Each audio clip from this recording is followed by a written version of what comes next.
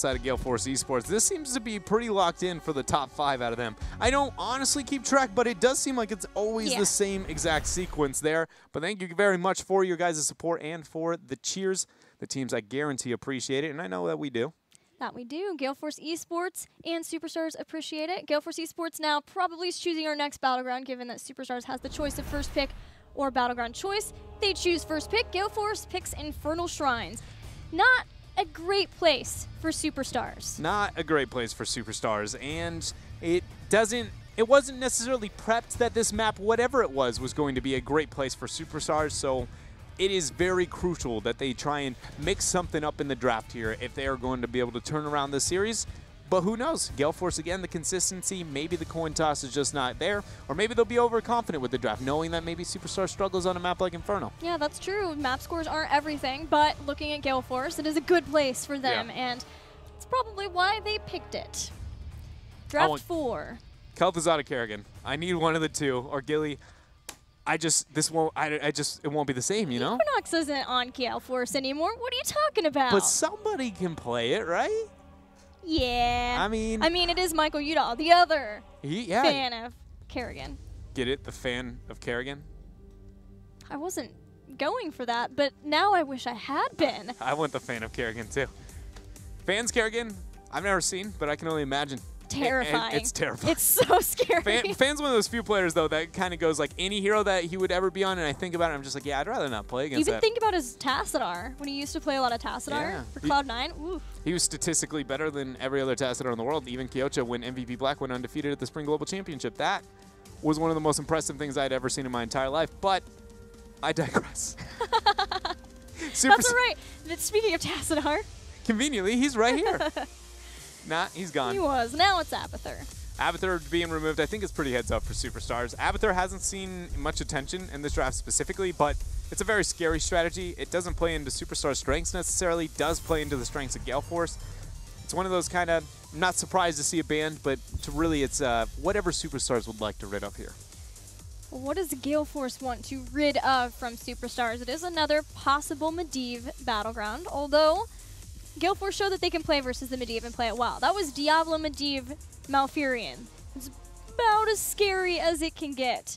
You got Diablo coming out of the portal. And the Dahaka. He has extreme range, yes. I mean, the only factor of that composition that wasn't core to the composition was Gul'dan, and he was like tier 2, I think, out of ideal situations. So it was about as good as it possibly could have been. And you're right, Gale Force was split the entire time. They were just purely playing out to what do they need to win these team fights and how can we minimize it. But they're still going to ban out the Medivh. This is interesting. The Medivh ban priorities, 2 games in a row, have been very interesting. Superstars in 1 game. Yeah. And then the other one after the not being able to play it successfully, still Gale Force is then the one willing to ban. I almost think that it's a difference of the turn-in points for Tomb versus how the shrines are set up. Yeah. Especially you think about the top shrine, and you're almost guaranteed that you're going to group up at some point from that location. So they're going to go ahead and ban Medivh here. We've got a Tassadar first pick for Superstars, and a fairly immediate Vala deny to go along with the TAS, and King Caffeine gets ETC. So where do you see Superstars go? Do they get a little bit wild now? Because Tassadar is pretty generic. You can go meta and maybe draft a bit more Gale Force eSports style, or we can see those hyper carry melee assassins, maybe that Tracer. Do we get another Sonya? It's a map where Sonya can maybe stand out. She synergizes with that pretty well. Maybe let's go real cookie cutter, but we're going to rewind that dial even farther. Jaina, Tassadar, Sonya, with Tassadar, like Jaina, Sonya, Tassadar was one of the deadliest 3 heroes. And Jaina slows everything, weakens them. Sonya she's going to kill it all, and as long as Tassadar keeps you alive, you are fine and dandy. And it was so hard to burst through all of those little skeletal defenders around the shrine. But we go with Arthas Greymane. Arthas kind of Sonya-ish, but Greymane not so much. We're not going down it. First Arthas, right, of the series. Not what I expected. With both Gale Force and Superstars to go all the way to Game 4 until we get Arthas. Somewhat surprising to me, but there he is. Arthas will be great on the shrines, both as a deterrent for Gale Force, but also some shrine clear. Gale Force is showing what they would like to have their next pick be. It's kind of funny because Lucio is like currently in at least North America. He sits in a situation where his involvement in a draft almost solely relates to only one hero and only one. So it does seem like it maybe is too heavy of a possible tell to go into that Malthael. But maybe we're wrong. I do think that Lucio should see more bans for more than just the Malthael. It just doesn't seem like North America necessarily agrees with our current stance of meta. It could also be the enabling of Arthas, giving him some movement speed. Good point. And you have Tassadar to be able to cross-support in your weakness. It would have been one of the better Tassadar, Lucio games, but we'll get to see, right? If they don't go the Malthael, then we get to see that was a genuine Lucio's good here. Didn't even get to talk about Lieutenant Morales ban, but Gale Force seems fully on the Vala Morales hype train. Even maybe to the detriment of a dive composition, the Vikings. Dive composition, you know. And we got the Ariel Malthael. Isn't that like against the rules of some kind of Diablo game that you have those on the same squad? To pick them in the same rotation, I mean, it just feels kind of gross. Malthael used to be in line with all of the Angels. Really? Yep. He's not anymore, though? No, because I would go into it, Dread, but A, I just don't think you're going to remember, and B, I'm not sure that you care about the lore that much, so just know that it's okay. It is okay. I care a lot, Gilly. Okay. It means a lot to figure out where those Angels came from. I just found it interesting that they get picked in the same rotation because those are two, that support melee assassin, if you will, those don't synergize very much. So the fact that they are picked together and then they look so much alike, I was just like, I have legitimately never seen these two together. And now I'm suddenly going, Gale Force, am I missing something? Or they could draft a Tyrael. Full Angel comp. That would be disgusting synergy too. Holy cow. I would love it. Sonya's picked up though. Who is the support? It's Stukov for Superstars. Icona has some great silences in this last Stukov game. And it's Infernal Shrines. There's a lot of chokes for those silences. Lurking Arms. He has some of the grossest named abilities. Stukov? They actually are pretty Pustule. gross. Yeah, it just... Weighted pustule. It just makes you feel a little, you know, dirty. Squeamish. Yeah, you can't see it, but Dread's actually got the heebie-jeebies going. It's like when you talk about spiders and then you immediately feel the spider. You know what I mean? That is exactly what I feel like when I commentate Stukov the entire time. I'm just kind of like, am I getting sick? Do I have a cold? Yeah, I'd be like, I need to wash my hands really fast, guys. Hold up. Gale Force eSports, where do they go? Do you go another support for this? Do you go into a reset, like a Genji possibly? It feels like the world is theirs. The Tyrael you suggested before, I know that was thematic, but it actually is amazing with this style comp. They're going to double support. They go with the double. Wave clear, high amount of healing. The Stukov is a silence to be able to try and stop that.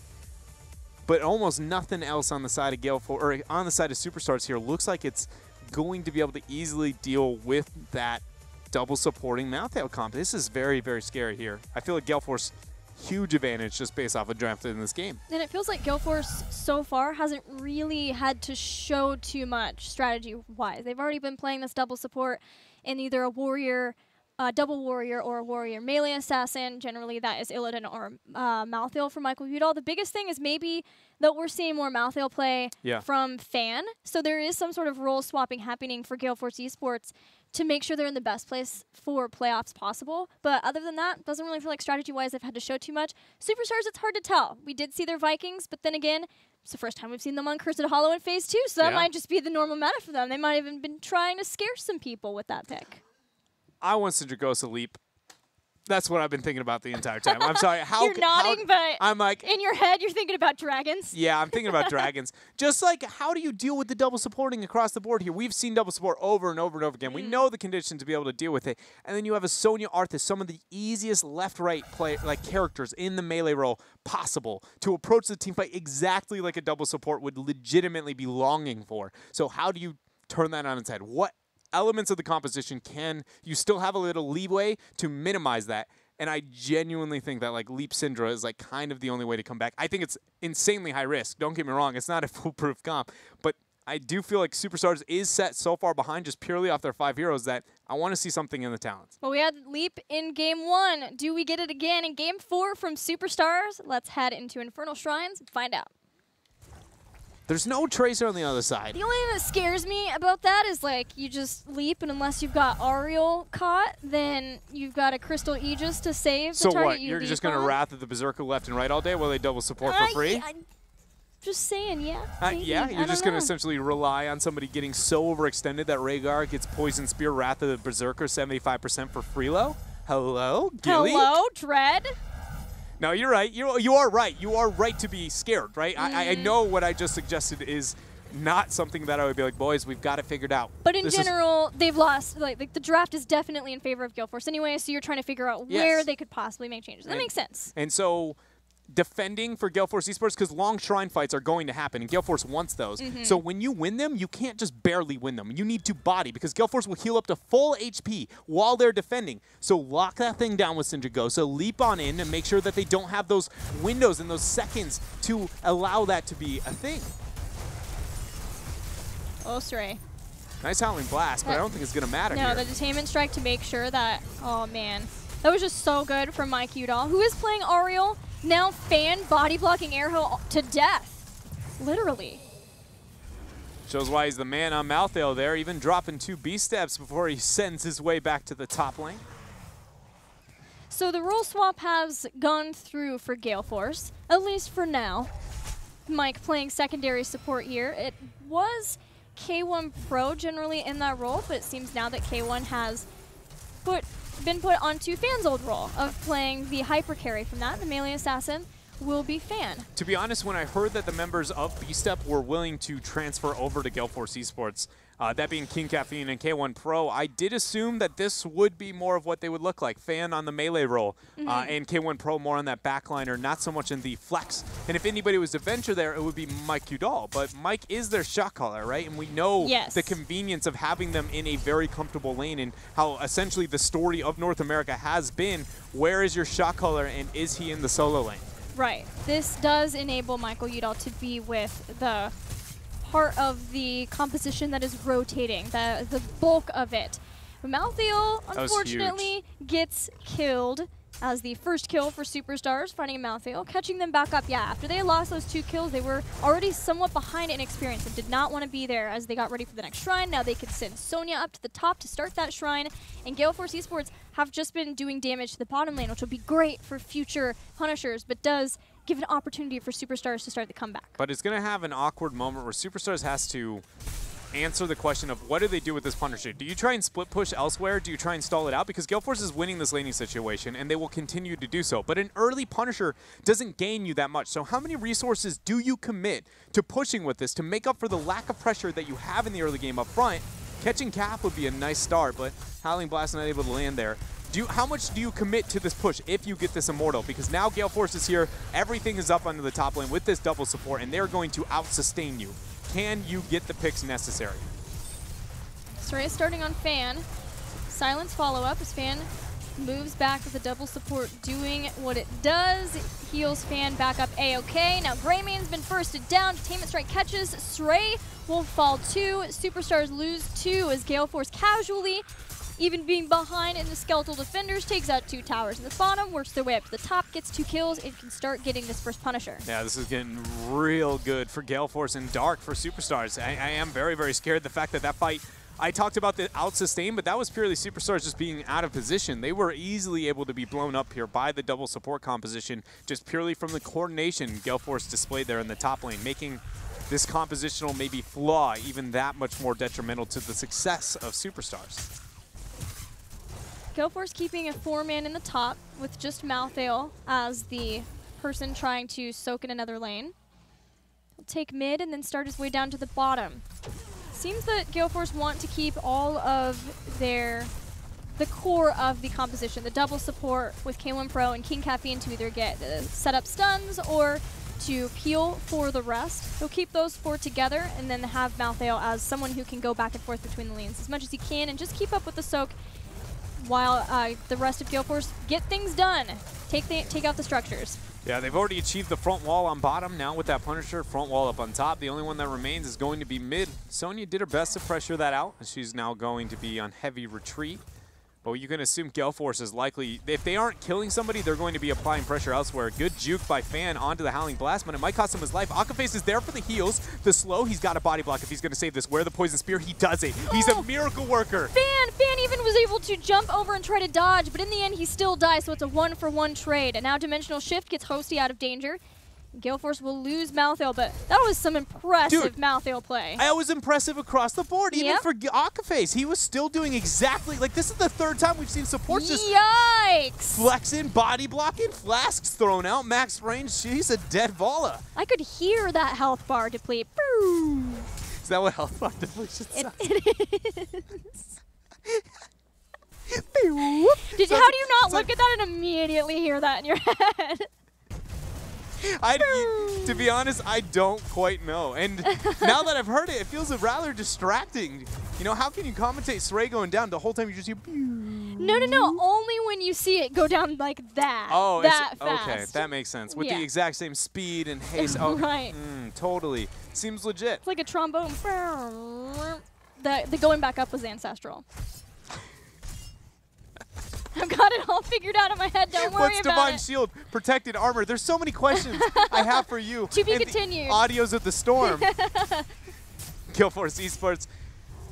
What are they doing? What do they make happen in here? They're clearing up the camp. Fan is going to get himself a shaman, but so will Sray. Both are evenly timed. An advantage is given to neither team, considering both do not have the globals. If anything, maybe Gale Force for taking out that front wall before, and that really time is in their favor because they have this experience advantage. But beyond that, not too much of a step ahead. But Superstars have a double camp, and there's only the one for Gale Force. It's the one in the top. They've got Sonya and Taz still up in the top, but Gale Force moved way faster to the Shrine. So in this case, Superstars just going to try to do what they can in the top lane. They know that they didn't have resources in the right area. They also aren't close enough to 10 to feel comfortable, so instead they're just going to siege as best they can with the Shaman camp in the top lane.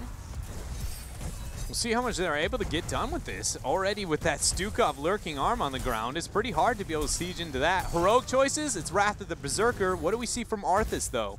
It's going to be Army of the Dead, so nothing crazy here. Archon, the choice for Tassadar. And the siege up on top is unrelenting. Gale Force is still out of 10 and almost out of Fan. Howling Blast just barely out of range. Man, I got so excited because Fan was really low in health and Greymane took go for the throat, but then I looked at the mini-map. Greymane's all the way in the bottom lane, just hanging out, trying to defend versus that Punisher. Gale Force takes down the first fort of the game with that Punisher, but in the top lane, Superstars are still sieging, and importantly, Yoda does not fall victim to the detainment strike of Mike Udall. Yeah, if that Rain of Vengeance or the detainment strike hit, that would have been one dead Greymane. The damage was done up on top, but the victor, when it's all said and done, seems to be Gale Force eSports.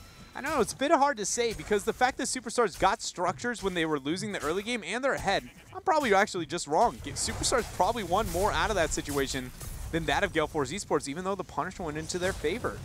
Well, now with heroic abilities, Superstars has to keep in mind the mosh. King Caffeine has landed some insane mosh pits this year in HGC, and behind that is Tormented Souls. They have Rain of Vengeance to keep people locked down, and with the double support, King Caffeine can feel even stronger. That's why we're seeing Flailing Swipe, pushing away King Caffeine, letting Yoda escape. Yeah, he immediately used that, even before throwing out the heals, knowing that that was the only way they were going to keep themselves alive, but that's 70 seconds. You can't casually throw out the Flailing Swipe to stop a potential power slide mosh pit here. There's got to be other deterrents for the members of Superstars, and I don't think waiting on a Sonya Spear is necessarily something you can do. That spot was really scary. That silence was great from Iacona, though, but still King Caffeine gets 3 members in the mosh pit. It's up to Airho and Hosty to stop the rest of Gale Force. They hold their own for now. Sray's spinning to win on the back line. Ancestral connects Akaface in a bad spot. Power slide used for King Caffeine, but Fan is in the 2v1. He gets silenced. He teleports over. He will end up going down, and Gale Force is on full retreat. Go for the throw. Goes, no reset, but they get the kill. They do get the kill. There is 2 kills as Yoda continuing to throw out everything that he possibly can. Sray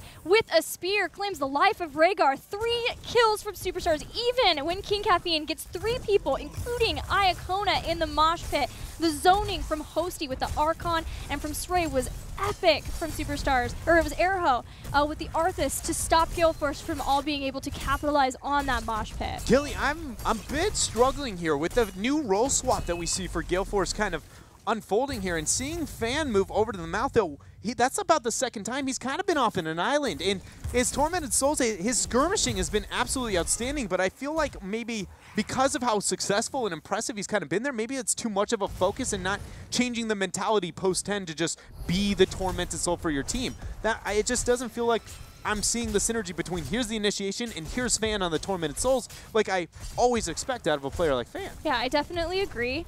But it's better that it's this week instead of next. You're right. Start with the over-aggression, then dial it back and figure out the happy medium, the good middle ground, the baby bear of aggression for that melee assassin, because that's a tough role. Absolutely. I'd honestly say probably one of the hardest in the entire game. That is to each their own. You know, a lot of people would like to say, no, my role, in fact, is the hardest. But the biggest thing is more just, I noted it mainly because I just never really say that about Fan. Yep. And it's been twice in a row now that it seems to be a trend. He's going to go ahead and initiate here onto Urho. Nice lurking arm, deters the member of Gale Force. They walk over it and they walk out real quick. I am loving Iacona Stukov play. It has been so fun this series, really good. And that goes back to the, hold on, that's just everything.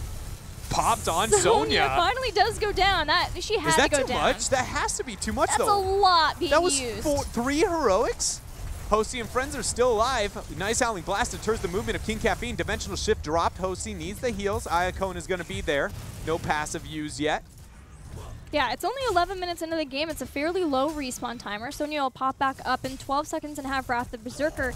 It's whether or not Gale Force can get the Punisher in this time, or if Superstars can do enough to deter them. The biggest thing for Superstars is that even if they fail this Punisher fight, or fail what, okay, hold on a minute here. They're going to aggress in. Gale Force wants this. Urho just trying to slow the members. He will. He even bought time for Sonya to come back to life. They're still camp pressuring up on bottom. But the biggest thing for Superstars was just going to be, even if they give up the objective, they have a huge advantage over the next team fight as long as they wait for Army of the Dead to be able to turn. And even then, they may have the upper hand. Brilliant lurking arm. Urho and friends, 3-man Howling Blast. Look at that flank. Rhaegar's gone, but so is Erho. Didn't have Army of the Dead, and there's no burst heal from Superstars, really just relying on the bio kill switch to go along with his heal. King Caffeine almost catches Hosty, only used Dimensional Shift just to survive. Sonya, the last man standing onto that shrine, and she's going to go ahead and get these skeletal defenders. The Punisher will go over to Superstars. The one MVP of this fight, though, has got to be that bottom camp, as he has done more than any Khazar camp ever has. Keep front wall down, keep turret down. Nobody on Superstars looking to show any intention anytime soon. Now, maybe Arthas could deal with it when he spawns. Looks to be the way he's going, but Superstars is all in. They want to get a lot done with this Punisher. They have had to fight tooth and nail to get Punishers from Gale Force eSports, and they will take advantage of this one. They start with a lurking arm on the gate so that nobody can step forward and stop them from taking down the gate and the towers for the experience boost.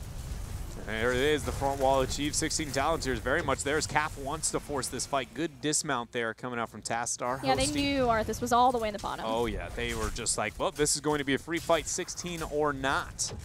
And the transition here, Superstars pulls ahead. I talked about the lack of faith within the composition, but Gale Force eSports, they, again, that last team fight using 3 heroics just to catch out a Sonya who was on an island on her own. That seemed very uncharacteristic of Gale Force eSports, and there's been a couple other things that have been standing out.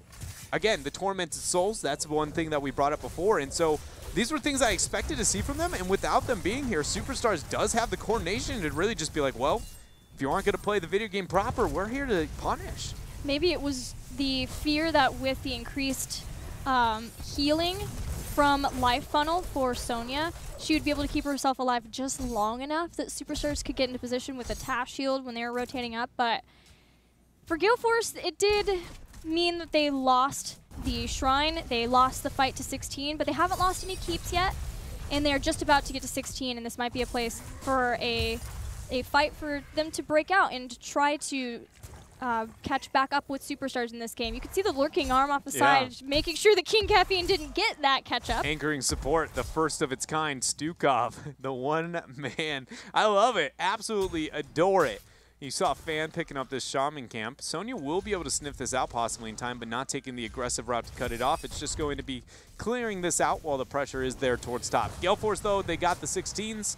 It's all about the next Immortal fight. And it's just kind of, to me, it's like, will Gale Force team fight this how I expect? Are we going to see, you know, Mosh Pit concentrating, Mosh Pit and Tormented Souls? When those are used, if they're overlapping, it's got to be on more than 2 people. And if they aren't, then they have to be hitting 2 people individually. Cool talent adaptation for Stukov to deal with the Mosh Pit and the Rain of Vengeance, getting Super Strain at 16. If an ally that has Healing Pathogen is on them is stunned, they get an instant heal. That should help a lot with these Rains of Vengeances, and especially the Mosh Pit. But we've got a fight breaking out again. That was 2 heroics used for Superstars before it even starts. Fan got the Aegis on top of him, but not able to move in. Nobody getting the passive to teleport on top of. Otherwise, you are sure that would have been a tormented soul. So now you see him sharking around. When will Gale Force move forward? Man, Soray's Poison Spear is really a threat here, and they have the camp pressuring bottom. Gale Force is actually in a lot tougher spot than you'd assume. Yeah, Superstars wants to keep eyes on King Caffeine. Airho spots him out again, forcing Caff back a second time right after Stray did the same. The positioning is very good for Superstars on this shrine. It's all about if King Caffeine can find people grouped. As Superstars leave the shrine, there are so many different choke points, and it's important that they do not get caught all together for Caff to get that mosh pit with the Tormented Souls behind it. Tormented Souls is going to be used here over those 11 Skeletal Defenders. It has to be this next spawn of Skeletal Defenders. Fan and friends have to move up. They're going to zone this. And if they are successful, Superstars has got to be careful. Sway, Mike, Aegis is there. Pressure, Ancestral goes down. Soraya is now the focus. He is going to be the first to drop to cause the mosh pit. Tormented Souls being used. Urho is being pressured there by Malthael, and this is Gale Force splitting and executing how we expected here. When they are using those heroics, it is to secure these kills, to secure the death of Superstars. It cost them a Punisher, but it was worth. Not again. No is way. Hoshi a legend? I've seen this once before. Look at Fan's positioning. Deathshroud doesn't connect. Detainment Strike, not in range. He makes it out, but Gale Force are dealing. It's weird, they're choosing to fight, but they lost the Punisher. So they need to get something done with this. And the camp's been pushing on bottom this entire time. Here he is. The Punisher gets the fort. And they're leaving him alone. Yeah, they're Battle. getting baited back into the fight. This time, though, Iacona is so far out. This is a Stukov. There's not much you can do when you're Stukov in that position. And now Hosty, he dropped an Archon. That's 90 seconds. They're going to try and turn. Fan gets focused down. Go for the throw. Use Yoda. Drops an Aegis even needed here for Gale Force eSports. Superstars get themselves a pick in this 3 versus 5. The fight continues. Yeah, it does. It goes down. It's back and forth. A bloodbath between Superstars and Gale Force. But Superstars had the map advantage. Why? They've just been sieging for so long through mid and bottom. He's gone. He is down. He has shown that he is a mortal. Gale Force eSports, I have never seen so little interest in a Punisher in my life. That's not an immortal. That's a Punisher. I know. But still. No. It was the little Punisher that could. He really was. He did. He did a lot. And when it's all said and done, where are we? We're 19-19. If Gale Force wins this game, they win the series. If Superstars wins it, we're going to Game 5. And it's just kind of back and forth. But Superstars has been winning every fight post-second Shrine phase. For the most part, they have been winning outs. I don't know, but the last fight, then Gale Force won, but it cost them the Immortal Punisher. I figured it out. It was the Immortal Punisher. It makes sense. Yeah. He just didn't die for a long time. You're not wrong. See, everybody at home thought I was a scrub, but in fact, I was describing, not naming the Punisher. It's a lowercase I. Yeah, it's got the little dot.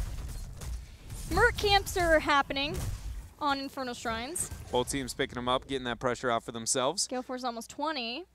That's got to be the biggest stale here. Superstars, though, not too far out, right? They are within the threshold to not be too heavily concerned. It's easy to deter those fights. Is anything stand out when it comes to the level 20s? First of all, Sonya has a major 20 spike. She is one of the most underestimated, I feel like, 20 spikes because it on its own, objectively, not that powerful. Synergistic with her kit, though, and she becomes insane. And not only Sonya, but Stukov. Getting Controlled Chaos, you don't have to use that very long cooldown ability. And suddenly, it's a lot harder to land those mosh pits when he's got 3 different charges of the one swipe instead of having to use them all in the single cast. Hasn't picked it up yet, but it's Iacona. I don't expect that we would see Bio, Explosion Switch, Controlled Chaos. And this situation is just so good for Superstars. 10 seconds to what could be the final Punisher here of this game. No catapult pressure, no mercenary pressure outward. This is just going to be whose comp's the best, I feel like, is what we are going to see unfold. The double support sustain of Gale Force eSports here, or this skirmishy melee deathball Arthas Sonya composition of Superstars. Gale Force gets the first lead onto the Skeletal Defenders. Urho's trying to flank away. That's a very early Archon, but he has infinite Archon now. They have halved the 20s. Twilight Archon is there. As long as Hosty continues his auto attacks, he can increase the duration. King Caffeine forces Dimensional Shift to be used. Army of the Dead and Wrath of the Berserker means it is go time for these teams. Tormented Souls for Fan doesn't accomplish a whole lot. Does put Reaper's Mark on a lot of people, but Stray and that survivability is just too much. Urho is zoning up like 4 people on his own. There goes the knockback from Iacona. Power slide through, another knockback. Howling Blast is there. Every heroic has been used except for the Ancestral Healing and go for the throat here. Can Akaphase use this to turn this fight? They're going to try Dimensional Shift, catches Hosty, but it's Stukov who is in trouble. That power he falls slide. Down. Power slide catches 2 more. Tacitar's gone, so is Arthas. A triple for Gale Force. A triple for Gale Force. It costs them the Punisher here, as now it is going to be a 5-0. Gale Force has got to be fine with losing themselves that Punisher because they have 45 seconds of just free reign here on I forgot Infernal Shrines, the name of the map. Immortal Shrines! Immortal Shrines! We're playing heroes here. No, 30 seconds, and it is not looking like Superstars can do anything to stop this Gilly. I think they may have done it here. Granted, it's a Malthel double support comp, so the damage is going to be a bit slower than norm, but that's 20 seconds. Yeah, the big deal is keeping K1 Pro alive, so he can be doing that damage. No Reaper's Mark on a core, but even 15 seconds until Tacitar's back. He can give some shielding to the core, but that's then Tacitar too. Arthas will be back, but it'll be too late. Gale Force eSports brings down the core of Superstars in Game 4, and they will win the series. Gale Force eSports 2 times in a row, lose the Punisher, win the fight. And at the end of the day, it seems like that was all that it mattered.